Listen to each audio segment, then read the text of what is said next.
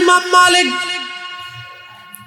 80 বছর মদিনা শরীফে জুতা পরলেন না, জুতা পায়ে দিলেন না, থুতু নিক্ষেপ করলেন না। মদিনা শরীফের সীমানার ভিতরে তিনি পায়খানা পেশাব করলেন না। আপনি একটু ফিকির করবেন, চিন্তা করবেন, কত গরম, প্রচন্ড গরমে পায়ের মধ্যে ফুসকা পড়লেও তিনি পায়ে হেঁটে হেঁটে মদিনার সীমানার বাইরে যাইয়া পেশাব পায়খানা সারতেন। থুতু নিক্ষেপের প্রয়োজন হলে মদিনার মাটির মধ্যে ফেলতেন না। আহা, কত বড় আদব! এখন প্রশ্ন করি, জবাব দিবেন। এই যে কাজগুলি ইমাম মালিক মদিনাতে কখনো করতেন না, এটার একমাত্র কারণ ছিল রসুলের মহাব্বত, নবীকে কেন্দ্র করে। কথা বলেন ঠিক কিনা? ওনাকে প্রশ্ন করা হলো, ও হ্যাঁ ইমাম মালিক, পৃথিবীতে কত বড় বড় আলেম, কত বড় বড় ইমামরা আছেন, তারা আসলো মদিনায় সবাই জুতা পরে, মদিনার ভিতরে সবাই পায়খানা পেশাব ছাড়লো, আপনি কেন মদিনার ভিতরে পেশাব পায়খানা করেন না? ইমাম মালিক রাহিমাহুল্লাহ জবাব দিতেন, দুনিয়ার মানুষে, এই জমিনের মাটির ভিতরে এমন একজন মহামানব ঘুমিয়ে আছেন, আল্লাহর নবী যেখানে ঘুমানো, এইখানে আমি ইমাম মালিক কি করে পায়খানা পেশাব ছাড়বো, জুতা পাই দিব? আমি ইমাম মালিকের জীবন থাকতে এটা হতে পারে না। চিৎকার মেরে জোরে বলেন আল্লাহু আকবার।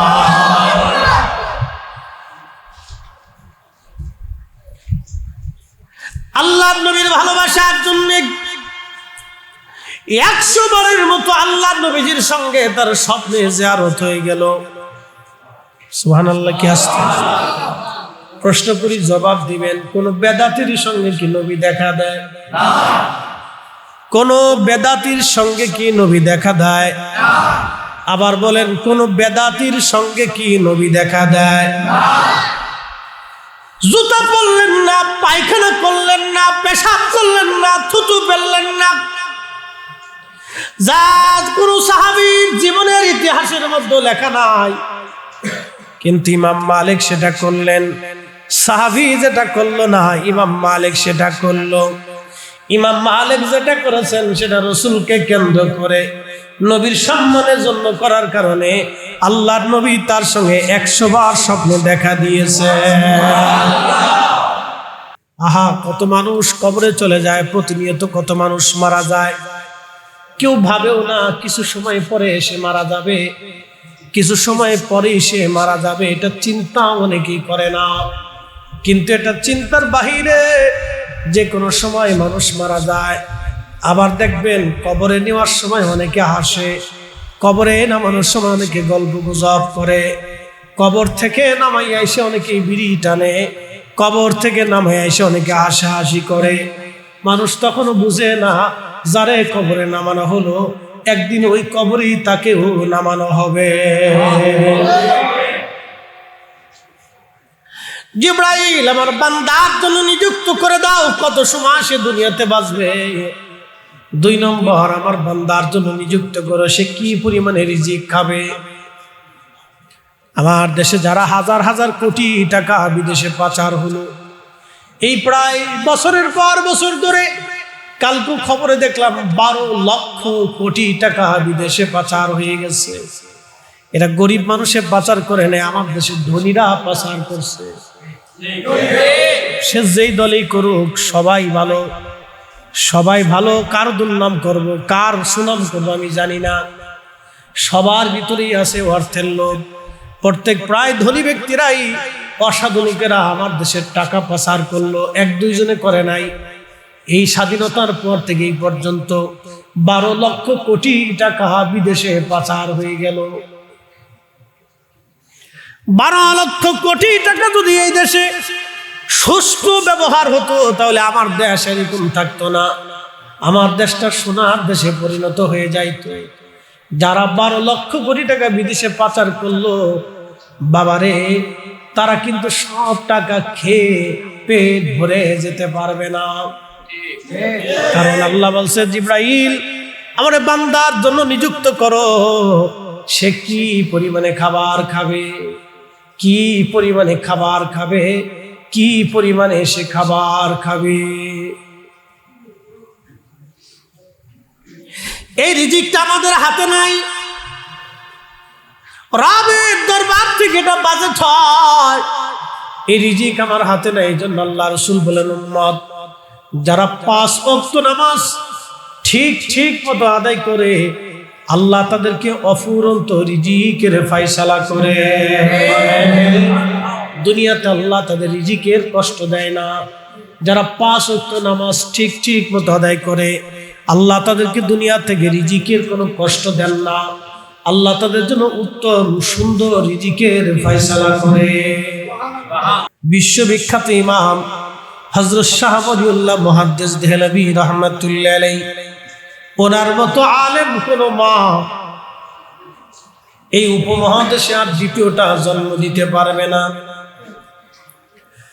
শাহ সাহেবের মতো মুহাদ্দিস, এই উপমহাদেশের মুহাদ্দিস কোন শিরোমণি শাহ ওয়ালিউল্লাহ মুহাদ্দিস দেহলভী রাহমাতুল্লাহ আলাইহির মতো কোন আলেম এই জমিনে আর কোন মা কোনদিন জন্ম দিতে পারবে না।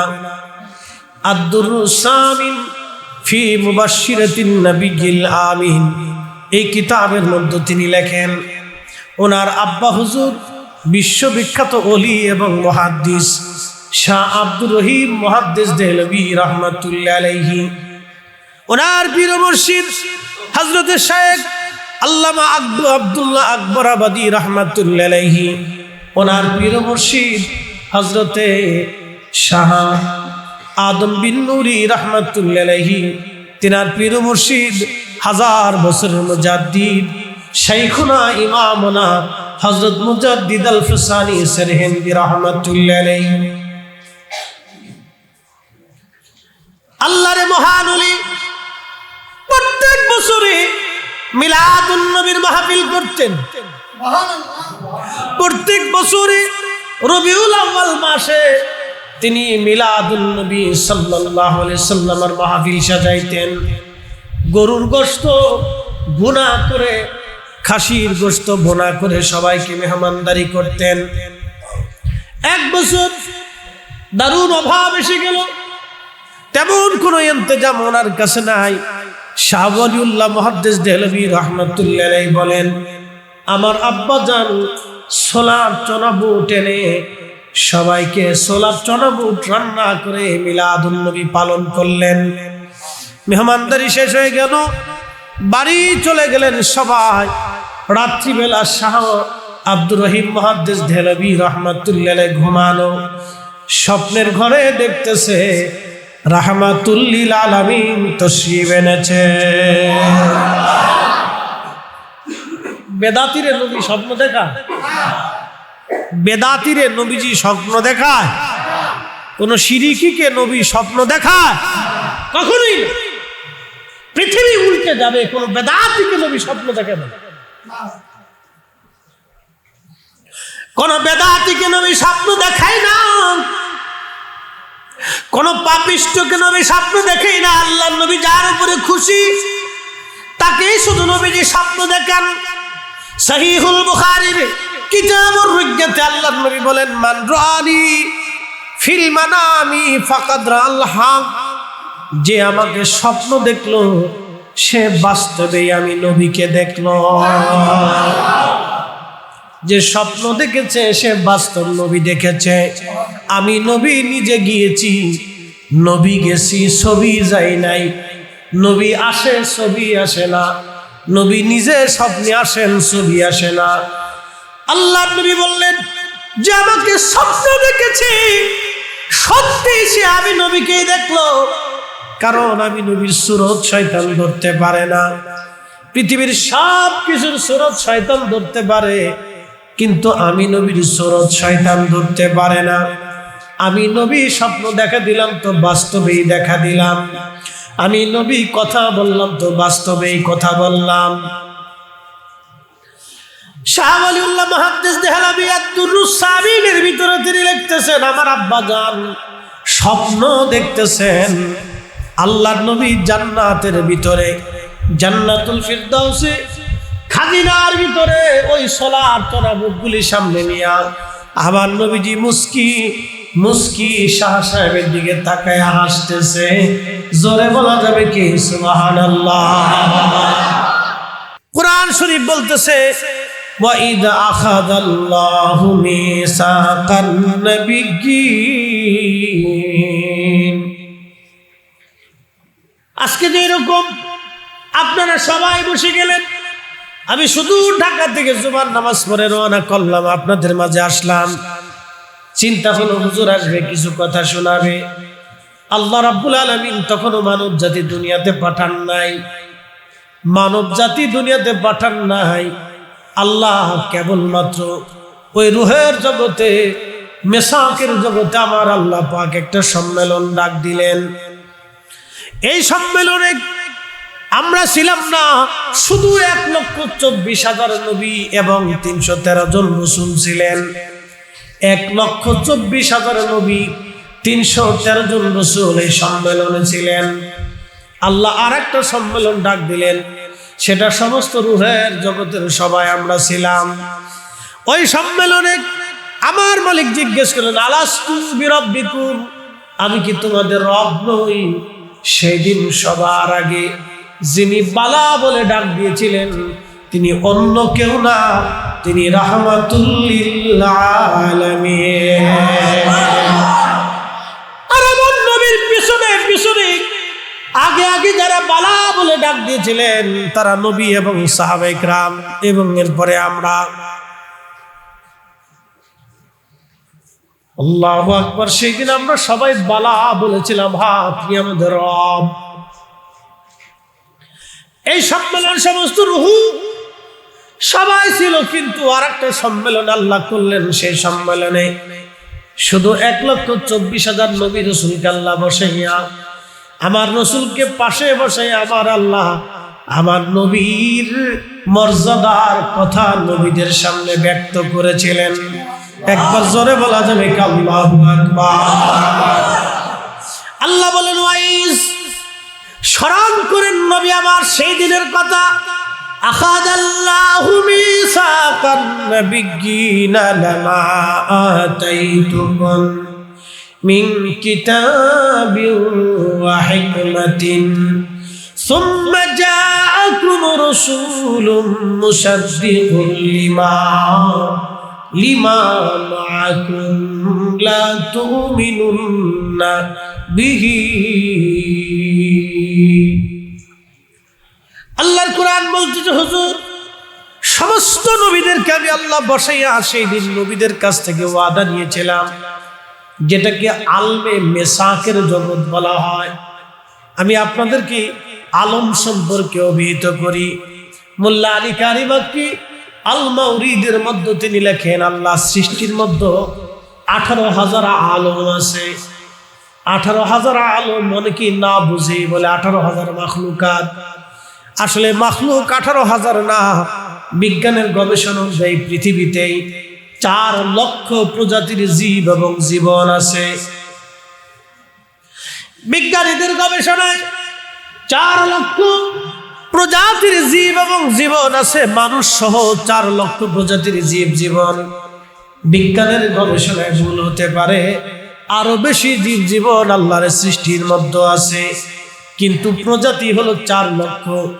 মানুষ, গরু, ছাগল, হাঁস, মুরগি, ভেড়া, বকরি, কুত্তা, বিলাই, যত প্রজাতির জীব জানোয়ার সৃষ্টির মধ্যে আছে সব মিলে 4 লক্ষ প্রজাতির জীব জানোয়ার। 4 লক্ষ প্রজাতির জীব আল্লাহর পৃথিবীর মধ্যে আছে। মোল্লা আলী কারি লিখতেছেন 18,000 মাখলুক না, 18,000 আলম। আলম মানে জগৎ, আলামিন মানে জগৎ সমূহ। আলমকে একটা জগৎ বোঝানো হয়। যে পৃথিবীর মধ্যে আপনি আছেন, এই পৃথিবীটা একটা জগৎ। এই পৃথিবীর পরে কবরের জগতে আপনি চলে যাবেন, সেটা আলমে বারজাখের জগৎ, কবরের জিন্দেগি বলা হয়। এখন আপনি আছেন দুনিয়ার জগতে, তার আগে ছিলেন আপনি রেহেমের জগতে। আল মুরাহেব, মায়ের পেটের ভিতরে 6 মাস সর্বনিম্ন সীমা। কারো 10 মাসও হতে পারে, 8 মাসও হতে পারে, 7 মাসও হতে পারে, 9 মাসও হতে পারে। কিন্তু সর্বনিম্ন সীমা হলো 6 মাস। মায়ের রেহেমের ভিতরে আল্লাহ আপনাকে তৈরি করলেন। কোরআন বলতেছে বাদা খালকাল ইনসানি মিন তিন, আমি মানব জাতির সৃষ্টির সূচনা করেছি মাটি থেকে, আমি মানুষের সৃষ্টির সূচনা করলাম। সুম্মা জাআলা নাসলাহু মিন সুলালাতিন মিন মাইন মাহিন, এবং মানুষের বংশ বিস্তার করলাম মিন সুলালাতিন মিন মাইন মাহিন, বাবার শরীর থেকে পৃষ্ঠদেশ থেকে নির্গত এক প্রকারের পানি, মায়ের বক্ষ থেকে নির্গত এক প্রকারের পানি, দুই পানিটাকে আল্লাহ মায়ের আধারে নিরাপদ স্থানে আল্লাহ পাক জমা করলেন। একত্রিত করি আমার রব আমার আল্লাহ রাব্বুল আলামিন 40 দিন পর্যন্ত এই পানিটাকে মায়ের রেহেমে আল্লাহ রিফাইন করলেন। 40 দিন পর্যন্ত রিফাইন করার পরে পানিটাকে রক্তপিণ্ড বানানো হলো। আল্লাহর কোরআন বলতেছে খালাকাল ইনসানা মিন আলাক, আমি রব্বুল আলামিন রক্তপিণ্ড থেকে মানব জাতি বানাইলাম। খুব মনোযোগ দিয়ে রক্তপিণ্ড আরো 40 দিন পর্যন্ত মায়ের রেহেমে আল্লাহ রিফাইন করতে লাগলেন। 40 দিন পরে সেটা গোশতখণ্ড হয়ে গেল। গোশতখণ্ড হয়ে যাওয়ার পরে আরো 40 দিন ওই গোশতখণ্ডটাকে রিফাইন করতে করতে করতে করতে আল্লাহ অস্থি বানাইলেন, হাড় বানাইলেন, চোখ বানাইলেন, পেট বানাইলেন, কান বানাইলেন, দেহ বানাইলেন, কলজা ফ্যাপসা নাড়ি ভুড়ি হাত পা সব আল্লাহ দিয়াইলেন। 4 মাস পরে 120 দিন পরে আমার মালিক আমার আল্লাহ মায়ের রেহেমের ভিতরে আমার জীবন রুহের জগতে ছিলাম, ওই রুহের জগৎ থেকে আনিয়া আল্লাহ মায়ের রেহেমের ভিতরে আমার ঢুকাই দিলেন। হাজির ওইখানে গেলেন, পেশাব পায়খানা সেরে আবু জাহেলের বাড়ি, তারই অদূরে ডান দিকে তাকাবেন এখন বর্তমানে লাইব্রেরি, আল্লাহর নবীর বেলাদাতের ঘর, নবীজির জন্মস্থান, জন্ম মোবারকের জায়গা, আগমনের জায়গা, ওইখানে চলে গেলেন হালিমাতুস সাদিয়া রাদিয়াল্লাহু আনহা। তিনি বললেন দোলনার ভিতরে শোয়া আছে। আমি ধীরে ধীরে ধীরে ধীরে গেলাম, যে দেখি সবুজ রেশমের কাপড় দিয়ে আল্লাহর নবীর গা মোবারক বক্ষ মোবারক ঘিরে রাখা, সবুজ রেশমের কাপড়, জান্নাতি কাপড়। আর একটা কাপড় ছিল সাদা। আল্লামা ইমাম মোল্লা আলী কারি মক্কি আল মাউরিদের মধ্যে লেখেন, সাদা কাপড় দিয়ে নিচে এবং সবুজ কাপড় দিয়ে নবীজি আবৃত করা। এত সুন্দর ঘ্রাণ আসতেছিল, এতই চমৎকার ঘ্রাণ। হালিমা বলতেছে দুনিয়ার মানুষে আমি যখন চেহারার দিকে তাকাইলাম, দেখলাম মানুষ এত সুন্দর হতে পারে কখনো কল্পনাতে ছিল না। একবার জোরে বলা যাবে কি ইয়া রাসূলুল্লাহ। প্রিয় মুসলমান, খুব মনোযোগ দিয়ে আল্লাহর নবী হালিমাতুস সাদিয়া রাদিয়াল্লাহু আনহা বলেন দুনিয়ার মানুষে এত সুন্দর চেহারা আমি কোনোদিন আর দেখি নাই। চেহারাখানা দেখার পরে আমি ওই নবীর মায়ায় পড়ে গেলাম, আমি রাসূলের মহব্বতে ভালোবাসায় আমি আবদ্ধ হয়ে গেলাম। স্বামীরে বললাম, স্বামী পয়সা দাও বা না দাও, পাই বা না পাই, এই সন্তান না নিয়ে আমি যাব না। মানুষ এত সুন্দর কি করে হতে পারে, বাচ্চা এত সুন্দর কি করে হতে পারে। দেখবেন মায়েরা ছোট ছোট বাচ্চা দেখলে তারা আদর করে, আল্লাহ তাদের কলিজার ভিতরে বাচ্চাদের প্রতি ভালোবাসা দিয়ে দেয়। হালিমা বলতেছেন দুনিয়ার মানুষকে বক্ষ মুবারকের উপর থেকে আমি সবুজ রেশমের কাপড় সরাইয়া বক্ষ মুবারকের উপর আমি আমার আঙ্গুল হাত আলতো আলতো করে মেসেজ করতেছিলাম যাতে নবীর ঘুম ভাঙে। ঘুম ভেঙে গেল আমার নবীর, আমার দিকে তাকাইয়া রহমতের নবী একটা ছোট্ট করে মুস্কি হাসি দিলেন। এতই সুন্দর, আমি আরো পাগল হয়ে গেলাম, আমি আরো আশ্চর্য। মোল্লা আলী কারি মক্কি কিতাবের মধ্যে লিখতেছেন, জুলফি মুবারকের মাঝখানে কপাল মুবারক, এই কপাল মুবারকের মাঝখান থেকে একটা নূর মুবারক বের হলো। এই নূর মুবারক বের হয়ে আসমানের দিকে খিলাল সামা, মধ্য আকাশ পর্যন্ত ওই নূর মুবারক চলে গেল। আল্লাহু আকবার। হালিমাতুস সাদিয়া বলেন, আমি কপাল মুবারকে চুমা খাইলাম, চুমা খাই আমি বুঝতে পারলাম এই শিশু সাধারণ কোন শিশু না, এই শিশু আর 10টা বাচ্চার মতো না। কোলের মধ্যে নিলাম আমি, আমার স্তনের দুগ্ধ তারে পান করাইলাম, আমি দুর্বল ছিলাম, সবল হয়ে গেলাম। আমার উট একটা দৌড় দিয়ে কাবা শরীফের সামনে যাইয়া, হেরে খুদার ঘরের সামনে যাইয়া আমার উট সেজদার মধ্যে পড়ে গেল। সুবহানাল্লাহ। উট সেজদার মধ্যে পড়ে গেল, উট সেজদার মধ্যে পড়ে গেল দৌড়াইয়া। আল্লাহু আকবার। হালিমাতুস সাদিয়া বললেন, আমি আমার রসুলকে আদর করতে লাগলাম, খাওয়াইতে লাগলাম। স্বামী উট নিয়ে এসে দহন করার জন্য উট দহন করলেন। এক কাতরা দুধ হতো না, যে উটের পাতিল ভরে দুধ নিয়ে আসলেন স্বামী। এসে ডাকলেন, হালিমা, টাকা না পাইলে ওই বাচ্চা ছাড়া আমরা তায়েফে ফিরে যাব না রে হালিমা। এটা কেমন বরকতের বাচ্চা রে হালিমা, আজকে এত পরিমাণে দুধ দিয়েছে, আমার সংসার যেন বরকতে ভরে গেছে। সারা রাত্র আমরা এমন আরামে আনন্দে কাটাইলাম।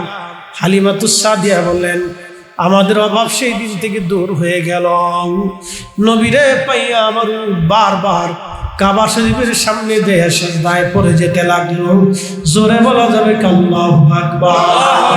ইব্রাহিম আমিন কিং আল্লাহর নবী ডাক দিয়ে বললেন, জিব্রাইল, 4টে জিনিস আমার বান্দার জন্য নিযুক্ত করে দাও। 1 নাম্বার, তুমি নিযুক্ত করবা বান্দার হায়াত, কতদিন সে পৃথিবীতে বেঁচে থাকবে।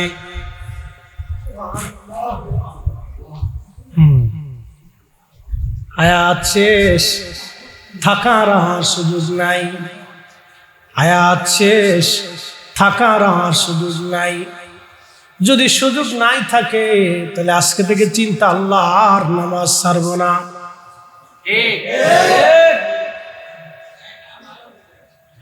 যদি এই চিন্তা হয় আল্লাহ কোন সময় মৃত্যু, তাহলে সুদ, ঘুষ, অন্যায় এইগুলি আর করা যাবে না।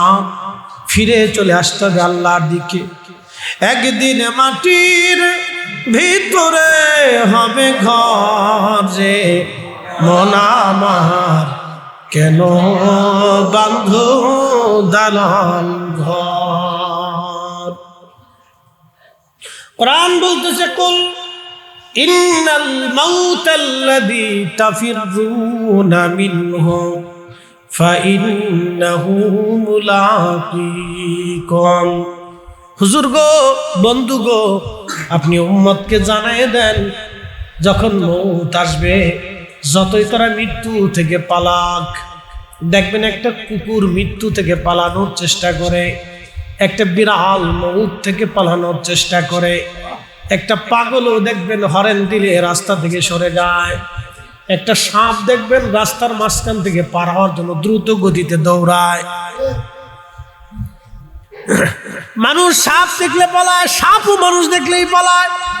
কি কথা ঠিক কিনা? সবাই মৃত্যু থেকে পালায়, মরণ থেকে সবাই পালায়। আল্লাহ বলেন, হুজুর, মরণ থেকে তারা পালানোর চেষ্টা করে, কিন্তু বলে দেন ফাইন্নাহু মুলাকীকুম, এই মরণ তার সাথে মোলাকাত করবে, এই মৃত্যু থেকে সে পালাইতে পারবে না। অবশ্যই মৃত্যু আসবে।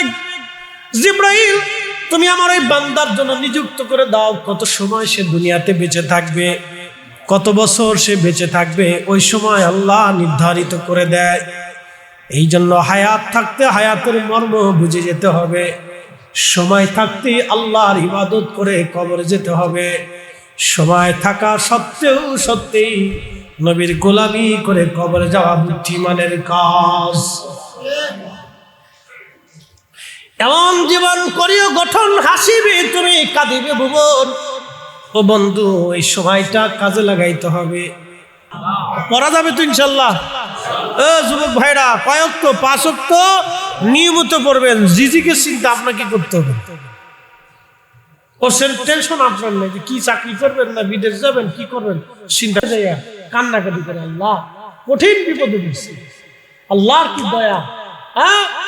আল্লাহ ওখানে গেলে, আল্লাহ ওলির সোহবতে বসলে আল্লাহর সাকিনা নাজিল হয়, আল্লাহর রহমত নাজিল হয়।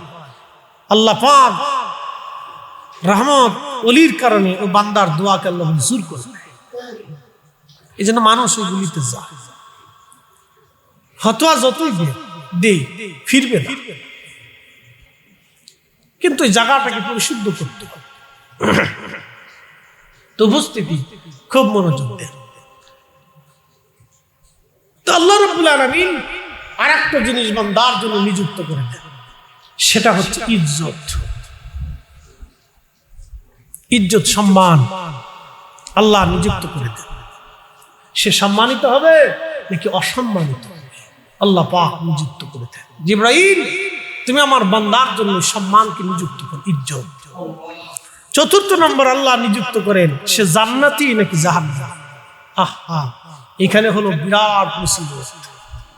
আল্লাহ রাসূল বলতেছেন, উম্মত রে, কেউ সারা জীবন ভালো আমল করার পরে লাস্টে বেঈমান হয়ে কবরে চলে যায়। আবার কেউ দেখা যায় সারা জীবনে এই ভালো আমল নাই, কিন্তু লাস্টে তওবা করে আল্লাহ রাসূলকে, আল্লাহকে খুশি করে কবরে চলে যায়। আর একটু জোরে হবে না সুবহানাল্লাহ? তো রাসূলের পক্ষে থাকে, এটা কিন্তু ভাগ্য। হালিমাতুস সাদিয়া কিন্তু কপাল জোরে নবীকে পাইছেন, ঠিক কিনা? নসিব জোরে নসিব। তো আল্লাহ আমাদেরকে মজলিসে নিয়ে আসছে, আল্লাহ রাসূলের প্রেমের মজলিস। এটা আমাদের ভাগ্য, এটা আমাদের বুলন্দ তকদির। কথা বলেন ঠিক কিনা? কি তকদির? বুলন্দ তকদির, তাকদীর আল্লাহ আমাদেরকে লিখে রাখছে। যার কারণে আমরা এই মজলিসগুলিতে আসি, মজলিসগুলি কায়েম করতে পারি, এই মজলিসগুলিতে বসতে পারি। এটা দামি মজলিস, অনেক দামি, অনেক দামি মজলিস। আল্লাহ তকদিরে লিখে রাখছে, তকদিরে লিখে রাখছেন। হালিমাতুস সাদিয়া রাদিয়াল্লাহু আনহার কথা শেষ বলতেছি, মনোযোগ দেন। হালিমাতুস সাদিয়া বলেন, গাধার পিঠে চড়বো, হযরত আমেনা আসছে আমার কাছে, দাঁড়ায় বলে, হালিমা, তুমি জানো আমার এই সন্তানের শান কত? ও হালিমা, তুমি কাকে নিয়ে যাচ্ছ জানো? আমি আমার সন্তানকে বিদায় দিতে আসছি। শোনো, আমি আমেনা, আমি সন্তানকে পেটে ধারণ করছি, কিন্তু জানতাম না আমার পেটে এই সন্তান আছে। কে জানি রাত্রি স্বপ্নে এসে বলতো, আমেনা রে, তুমি অনেক ভাগ্যবতী, তোমার উদরে আখিরি নবী রাহমাতুল লিল আলামিন। আমি বুঝতাম, আরে আমেনা, হালিমা, আমি জানতাম না আমার পেটের মধ্যে কোনো সন্তান আছে। যখন এই সন্তান তখন স্বপ্নে আসতো, আমেনা রে, তার নাম রাখবো মুহাম্মদ, আসমানে তার নাম লেখা আছে আহমদ। সুবহানাল্লাহ বলা যাবে? আমেনা, তুমি বড় ভাগ্যবতী, তোমার উদরে আখিরি নবী। স্বপ্ন বলে আমি দেখতাম, ওরে হালিমা, আমার এই সন্তান কিন্তু নবী হবে, তাম পৃথিবী জোড়া তার খ্যাতি হবে, তাম দুনিয়াতে তার নাম ছড়িয়ে যাবে। হালিমা, নিয়ে যাচ্ছ বটে, আদর করবা, আমার সন্তানকে যত্ন করে রাখবারে হালিমা, কষ্ট দিও না হালিমা, নিজের যত্ন করে বড় করবা। হালিমা শোনো, আমার সন্তান যখন দুনিয়াতে আসছিল তখন আমি নূর দেখেছিলাম। এই নূরের আলোতে আমি সিরিয়াতে যেই চলন্ত উট, এই উটের কুস পর্যন্ত, ঘাড় পর্যন্ত আমি দেখেছিলাম। কুসুর শাম, শামের রাজপ্রাসাদগুলি দেখেছিলাম। হালিমা, সন্তান আসছিল, সব সন্তানরা কান্নাকাটি করত, কিন্তু আমার সন্তানকে দেখেছি। দুনিয়াতে আসার সঙ্গে সঙ্গে সেজদার মধ্যে পড়ে একটা ডাক দিয়েছিল, ইয়া রাব্বি হাবলি উম্মতি, ইয়া রাব্বি হাবলি উম্মতি। আমার সন্তানকে এক মুষ্টি মাটি ধরে আসমানের দিকে তাকাইয়া আমি দেখেছি, বলছি ইয়া রাব্বি হাবলি উম্মতি, আল্লাহ আমার উম্মত, আমার উম্মত, আমার উম্মত। চিৎকার করে বলেন আল্লাহু আকবার। হালিমারে সন্তান নবী হবে, শুনে রাখো তুমি, আমার এই সন্তানের শান বিরাট। হালিমা বলতেছে, তখনই উট আবার দৌড়াইয়া কাবা শরীফের সামনে সেজদায় পড়ে গেল। আমার গাধা ছিল দুর্বল, সবল হয়ে গেল গাধাটা। আমার গাধা লাফাইতে লাগলো আনন্দে, লাফাইয়া লাফাইয়া চলতে লাগলো গাধা।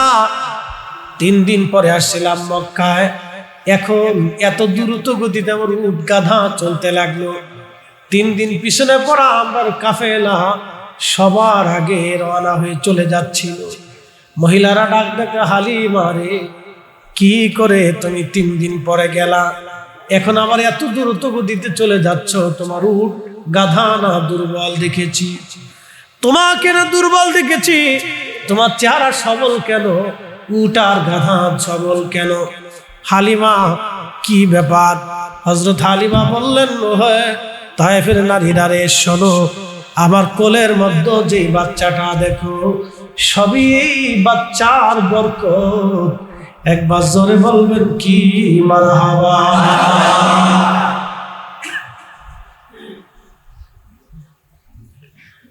হালিমাতুস সাদিয়া বলে, দুনিয়ার মানুষ, আমি আমার নবীকে নিয়ে গেলাম,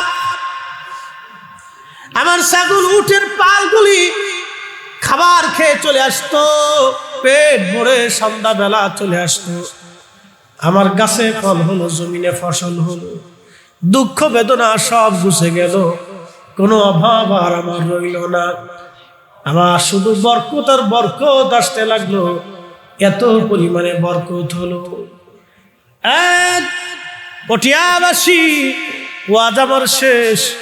হযরত হালিমাতুস সাদিয়া একদিন আসলেন, তখন আমার নবীজি নবুয়ত দায়িত্ব পালন করতেছেন, কোরআন নাজিল হচ্ছে। নবীজি আসলেন মদিনা, হালিমাতুস সাদিয়া মদিনায় আসছে। খুব মনোযোগ দিয়েন। মদিনাতে আসার পরে আল্লাহর নবীজি, আল্লাহর হাবিব চাদর বিছাই দিলেন গা মোবারক থেকে। ওই চাদরখানা নবীজির সামনে বিছাই দিলেন। হালিমা আসতে লাগছে দেখিয়া নবীজি দাঁড়ায় গেলেন, দাঁড়ায়া গায়ের চাদর নামায়া নবী বিছাই দিয়েছে। হযরত হালিমাতুস সাদিয়া বসে গেলেন, সাহাবীরা সরে গেলেন, সাহাবীরা সরে গেলেন। আল্লাহর নবী ওই চাদর মুবারকে হালিমা বসে গেলেন।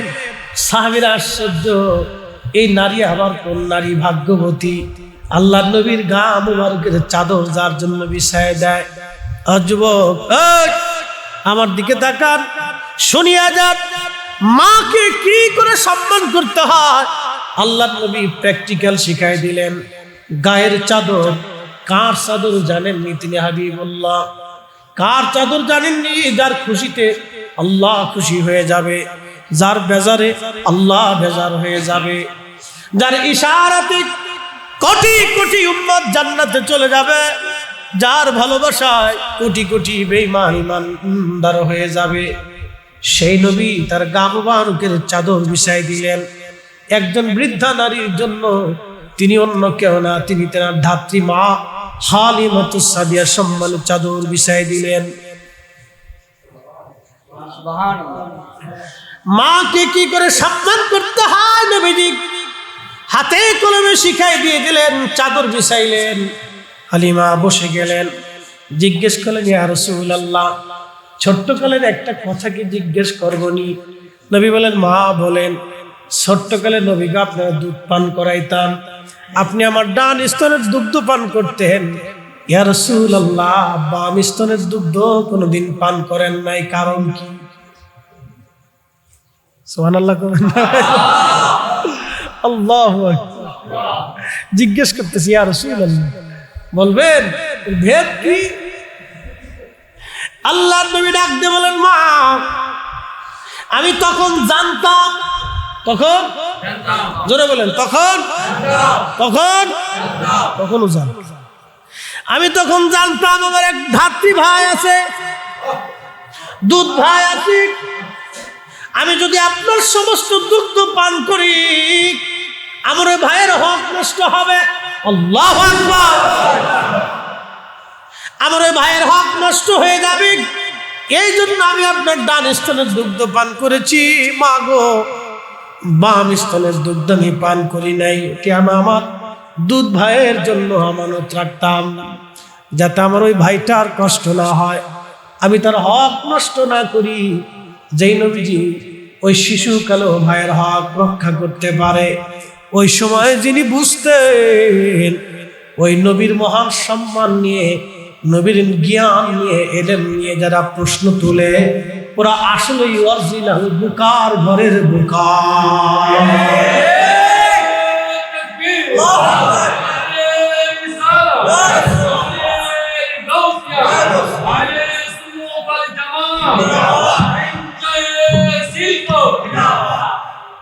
কি বুঝলেন? ভাই ভাইয়ের আমানত কিভাবে রক্ষা করতে হয় এটা আমাদের প্র্যাকটিক্যাল শিখাচ্ছে। মায়ের প্রতি কিভাবে সম্মান করতে হবে এটা আল্লাহর নবী প্র্যাকটিক্যাল শিখিয়ে দিলেন। রাসূল করিমের মহান চরিত্র, এটা অনেক দাম। এই জন্য সিরাত আমরা মেনে চলি, রাসূল করিমের পথ, নবীর সুন্নাত পালন করতে হবে। এই যে আমানতকে রক্ষা করা, এটা কত বড় দামি কাজ যে ওই সময় আল্লাহর নবী আমানত রক্ষা করছে। খেয়ানত করেন, হক নষ্ট করেন। রাসূল বলতেছেন, মা আমি তখন জানতাম আমার একটা ভাই আছে, তা আমি যদি সবটুকুন দুধ খেয়ে ফেলি তো আমার ভাইয়ের হক নষ্ট হবে। আমি নবী ওই সময়ও আমার দুধ ভাইয়ের হককে রক্ষা করেছি। আল্লাহু আকবার। তার আদর্শ যদি আমরা মেনে চলতে পারি, আমাদের পুরা জিন্দেগিটা শান্তি। কথা ঠিক কিনা? পুরা জিন্দেগি শান্তি আর শান্তি, শান্তি আর শান্তি। তো প্রিয় উপস্থিতি, এগুলো আমাদেরকে মেনে চলতে হবে। লাকাদ কানা লাকুম ফি রাসূলিল্লাহি উসওয়াতুন হাসানাহ। চমৎকার আদর্শ রাসূলের জীবনে, এগুলো আমাদের জীবনে ধারণ করতে হবে, আমরা পালন করতে হবে। নবীর সুন্নতে নিজের জীবনকে রাঙাতে হবে। আল্লাহ আমাদের প্রত্যেকের তৌফিক নসিব করুন, বলেন আমিন। এসেছেন যত নবী সকলের ইমাম, সালাম ও নবী তোমায় হাজারো সালাম। ইয়া নবী সালাম আলাইকা, ইয়া রাসূল সালাম আলাইকা, ইয়া হাবিব সালাম আলাইকা,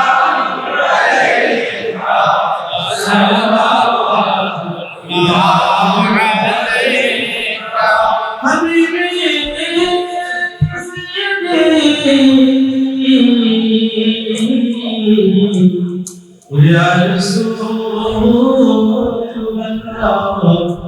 وسلم عليك يا حبيب الله अपनी आशिकन अरब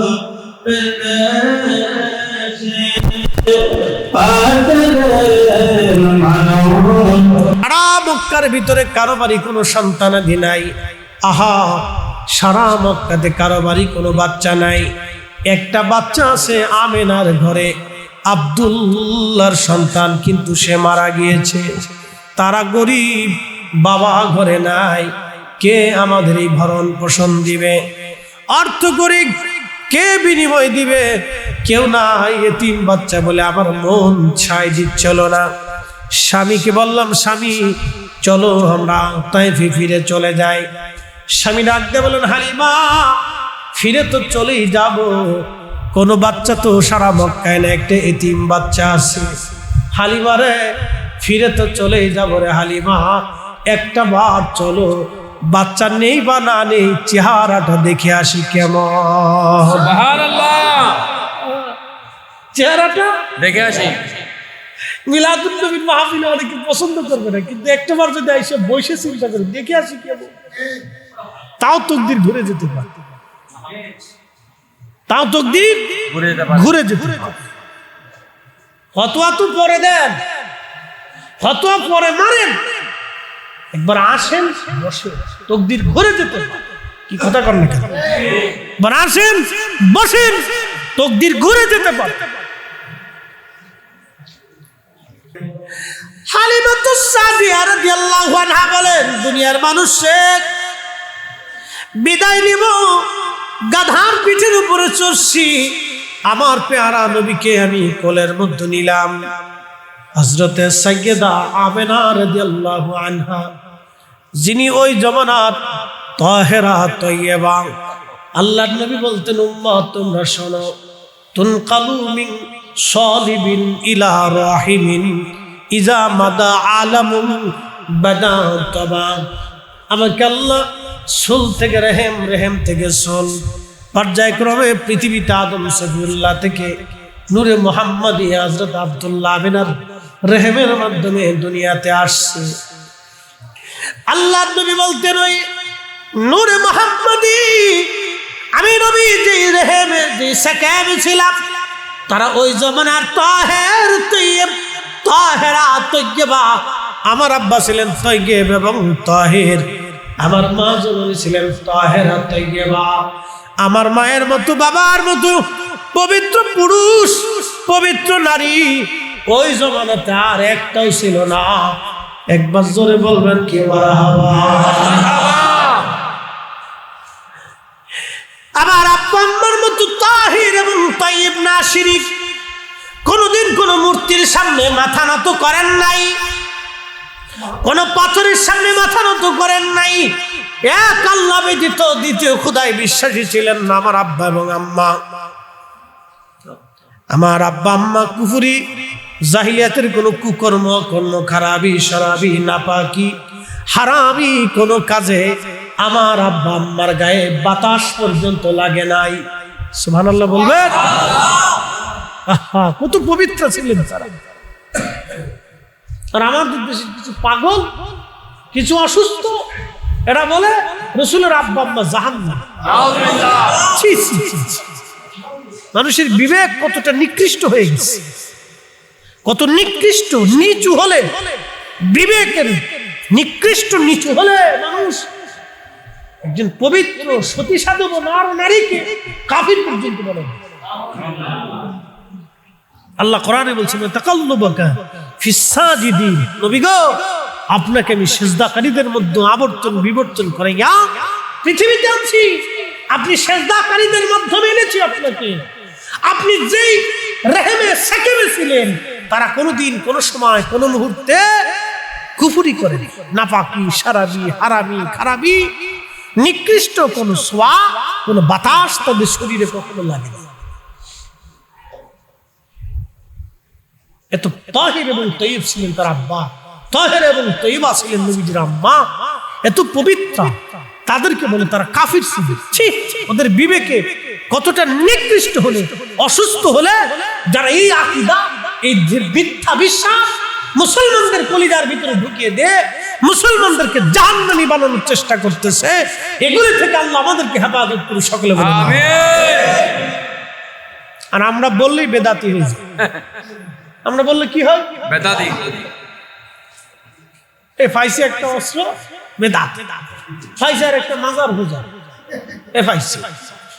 আচ্ছা বলেন, কোন মাজারে জটালা, বটলা, সটলা, পটলা, আগালা, পাগলা, গাঞ্জুটি, হিরুঞ্চি, বদমাশ এগুলো থাকুক, আমরা কোনোদিন চাইছি না, সমর্থন করছি?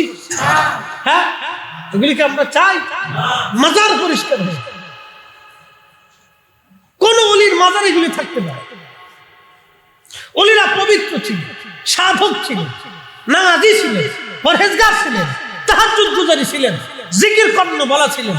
তাদের মাজারও জিকির কর্ণ বলারা থাকবে, নামাজি থাকবে, এতিম থাকবে, মাদ্রাসা হবে, মসজিদ হবে, জিকির কর্ণ বলা হবে, কোরআন তেলাওয়াত হবে। প্রত্যেকটা মাজার শরীফে এতিমখানা হোক, মাদ্রাসা হোক, কোরআন তেলাওয়াত হোক, নবীর দুরূদ মিলাদ হোক, জিকির হোক, জিয়ারত হোক। এই আপনার প্রত্যেক মাজারে, মসজিদে তালিম তরবিয়ত চলুক, তরিকতের ওয়াজিফা কালাম চলুক, ওয়াটালা জটালা, এই হাবি জাবি আন্দা গাছা বাছা মদ জুয়া আসর এইগুলিকে আমরা ঘৃণা করি, বয়কট করি। কথা বলেন ঠিক না? সুন্নি জামাতের সাথে এগুলির কোনো সম্পর্ক নাই, কোনো সম্পর্ক, কোনো সম্পর্ক হতেই পারে। আমাদের দেশে একদল আছে মাজার ব্যবসা করে, বলে হুজুর সেটা কেমন? খান জাহান আলীর মাজারে চলে যায়। ওই বগুড়া একটা মাজার শরীফ আছে, একজন মহান আল্লাহর ওলি, তিনি যুদ্ধ করেছিলেন দেশে, ইসলাম প্রচার করেছিলেন। আল্লাহু আকবার। বগুড়াতে সেই মুকাম তলে এখনো তার মাজার আছে, চলে যান, যা দেখবেন আম দুটি গান দুটি এই কিছু মাজার ব্যবসায়ী গাঁজা ব্যবসা করে, এই নাহিল মহিলা পুরুষ আসে, এরা মানুষের কাছ থেকে টাকা নেয়। আমি এক মাজারে গেছি, যাওয়ার পরে বলতেছে হুজুর এই মাজারের উন্নয়ন কাজে 500 টাকা দিয়ে যায়। আমি বললাম কে টাকাটা নিবে? বলতেছে এই মাজার কর্তৃপক্ষ নিবে। মাজার কি উন্নয়ন করবে? সব জায়গায় তো বিল্ডিং সিল্ডিং সবকিছু দেখি, কি হবে এখানে? কি কোনো এতিমখানা আছে? বলে না তা নাই। আমি বললাম কি কোনো গরিব খানা আছে? বলে তা নাই। তো তা না তাহলে তো আমি 500 টাকা দিয়ে কি করবো? চিন্তা করলাম দেখি করেটা কি। তো আমি 20 টাকা এক জায়গায় তুই আসছি, ও 20 টাকা সরাই এনে বলতেছি হুজুর 500 টাকা দিতে বললাম, আপনি 20 টাকা দিলেন। আমি বললাম টাকা 500 না 20 টাকা তুই বুঝলি কেমন? আমি তো নিয়ে আসছি। বলে তুই নিলি? কথা কি খারাপ কইছি? আলো তুই নিলি কেন? নেওয়ার কথা তো কর্তৃপক্ষতে, তুই নিলি কে? তুই 500 টাকা দিলে তুই ঠিকই চুরি করতি। আমরা তোরা এই সমস্ত ধান্দা ব্যবসা করার কারণে আজকে সুন্নতের বদনাম হচ্ছে, ওলিদের দুর্নাম হচ্ছে। মানুষ বলে মাজার ভেঙে দাও। আরে বেটা শাহজালাল না আসলে, এই মাজারওয়ালারা না আসলে দেশে ইসলামই আসতো না। কথা বলে ঠিক না?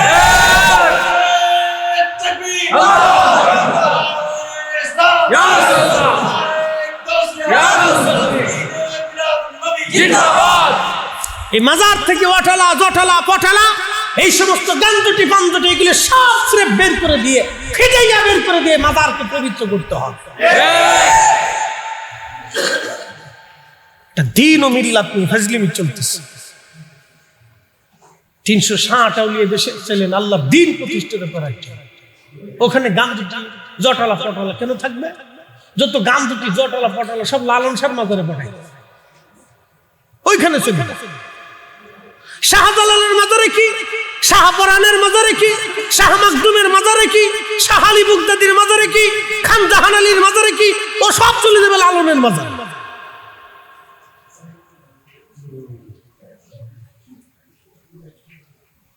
শোনেন, এই আমরা কথা বললে অনেকে ভাববে যে আমরা মানে উল্টা চলে গেছি। না, ভাব কখনো। ওলিরা আসছিলেন দিন প্রতিষ্ঠিত করার জন্য, সুন্নিয়ত প্রতিষ্ঠিত করার জন্য। কথা বলে ঠিক কিনা? তারা এসেছিলেন এই কারণে। আমরা স্রেফ তাদের মাজার সমূহকে পবিত্র দেখতে চাই। মাজারে মানুষ টাকা দিবে, মাজার শরীফকে কেন্দ্র করে মানুষ ওখানে হাদিয়া দিয়ে আসবে, ওখানে একটি এতিমখানা থাকতে হবে। কথা ঠিক কিনা?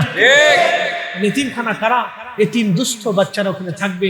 ওই অর্থ দিয়ে এতিমদেরকে লালন পালন করা, ওই অর্থ দিয়ে দুস্থ গরিব মানুষের জন্য সেবা সুস্থতার ব্যবস্থা করা হোক। আমরা চাই তা না করে কি করে জানেন? সকরা করে খাদেম আছে, সকালে বিকেলে দুপুরে রাত্রে খাদেম গ্রুপ বসে।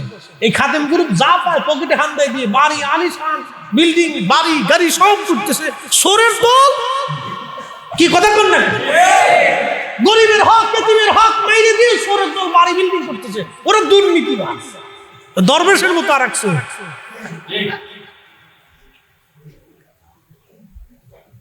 জন্য এগুলো দুঃখের সাথে কথাগুলি আজকে বলতেছি। বাবা, ওলিরা আসছিলেন আল্লাহ দিন প্রতিষ্ঠিত করার জন্য, দিন কায়েম করার জন্য আসছিলেন। এই জমিনে তারা রাসূলুল্লাহর মুহাব্বত দিয়ে উম্মতের কলিজাকে সিক্ত করে গেছে। যদি তারা না আসতেন তাহলে এইগুলি আমরা কিছুই বুঝতাম না।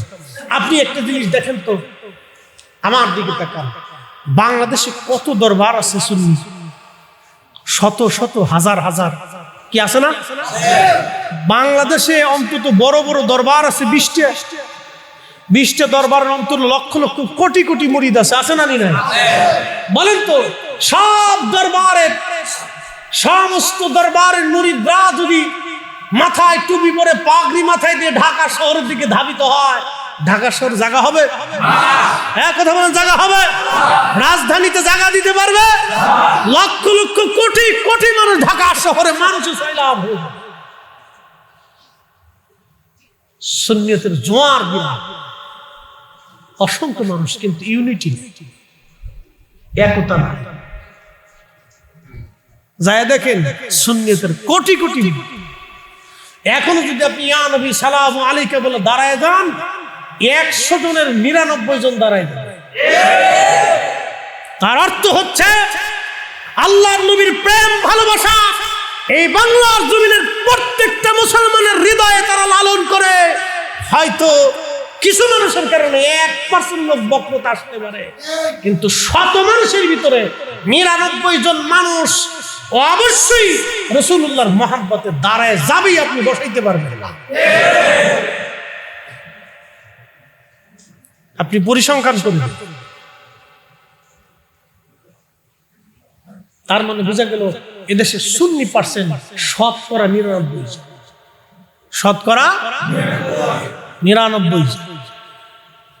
এ জাতি যদি একবার খেপে যায় তো ট্যাকেল দেওয়ার মতো কোনো সরকার বাংলাদেশে নাই। কি কথা কন না কেন?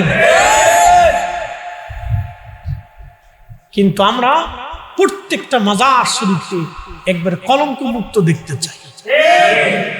কিছু মানুষের জন্য এত বড় ওলির কলঙ্ক হতে পারে, কি কথা ঠিক না? কিছু মানুষের এই কারণে কলঙ্ক হতে পারে না। হুট করে একদিন যে সেজদায় পড়ে যাবে, ওর এই আজাইরের ভক্তির জন্য এই এত বড় মাসলাকের দুর্নাম আমরা বহন করতে পারবো, ঠিক কিনা? ভূত করে যে সেজদার মধ্যে পড়ে যাবা, তুমি আবেগ দেখাবা, আর তোমার এই আজাইরে আবেগের জন্য পুরা সুন্নি জামাত প্রশ্নবিদ্ধ হবে। এই সমস্ত আজাইরে জিনিস আমরা মাথায় করে গাড়ি করে ফুজারি আখ্যা নিয়ে আমরা রাস্তাঘাটে চলতে পারবো না, ঠিক কিনা? সুন্নি জামাত পবিত্র জিনিস, এটা পবিত্র মানহাজ, এটা পবিত্র তরিকা, এটা রাসূলুল্লাহর ইশকের তরিকা। এই ইশকে ফানা হইয়া, এই ইশকে জীবন দিয়া পৃথিবীর বড় বড় ওলিরা তারা দুনিয়াতে ইতিহাস রচনা করে গেছে, ঠিক কিনা? মোহতারাম উপস্থিতি, এগুলো আমাদেরকে বুঝতে হবে। বাবাজি, পবিত্র সুন্নিয়ত এটা অনেক বড় দামি একটি ইমান, মানহাজ, অনেক বড় দামি পবিত্র একটি ইমান। যা হোক, অনেক কথা। প্রিয় উপস্থিতি, তো আল্লাহ রসুলের জীবনী আর বলবো না, আমি একটা আলোচনা রেখে আসছিলাম, ওখান থেকে শেষ করব। মায়ের পেটের ভিতর সন্তান 4 মাস বয়সে আল্লাহ রুহু দেয়। কত মাস বয়সে? 4 মাস বয়সে। শুধু রুহু দেয় না, আরো 4টি জিনিস দেয়। একসাথে বলেন তো আল্লাহু আকবার। কয়টা জিনিস দেয়? 4টি। হ্যাঁ, লেবু হইলে অ্যাসিডিটি, মানে আমরা বক্তা তো, এই খাওয়ার তো পুরো টাইম। জুমার আগে খাইছি, মসজিদে যাওয়ার আগে খাইছি, আবার এখানে এসে খাইছি, মাঝখানে এই চা নাস্তা টাস্তা। এই জন্য লেবুর রস বেশি খেলে শেষে আবার অ্যাসিডিটি হয়, গ্যাস্ট্রিকের সমস্যা। দেখ, আলহামদুলিল্লাহ, আমার আদত হলো 2 বেলা খাওয়ার অভ্যাস। 2 বেলা খাই, দুপুর একবার আর রাত্রে বয়ানের আগে একবার খাই, আর খাওয়া দাওয়া করি। আর সামথিং ওই চাটা এগুলো বেশি খাই। তো খুব মনোযোগ দিয়ে মায়ের রেহেমের ভিতরে আল্লাহ যখন আমরা রুহু দিছি, তখন আমাদেরকে 4টি জিনিস আল্লাহ লিপিবদ্ধ করে দিছে। হযরতে